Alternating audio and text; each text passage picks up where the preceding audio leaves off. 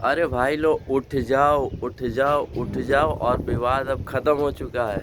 अब क्योंकि पवन सिंह का नया सॉन्ग आने वाला है आज ही शाम को 6:30 बजे यस्सी फिल्म पर, जिस सॉन्ग का नाम है धनी हो सब धन।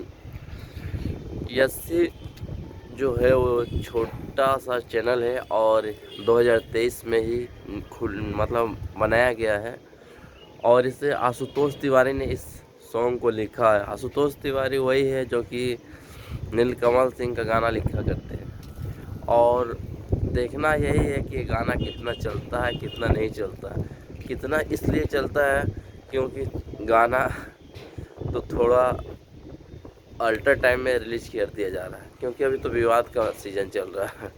पहले विवाद से निपट लेते, उसके बाद ये गाना को रिलीज करते हैं। अब बस देखना यही है। और दूसरा बात यह है कि चैनल भी नया है।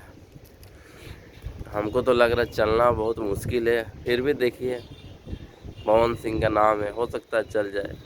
जिस तरह चैनल का सब्सक्राइबर बढ़ रहा, लग रहा गाना एकदम तार तार करेगा।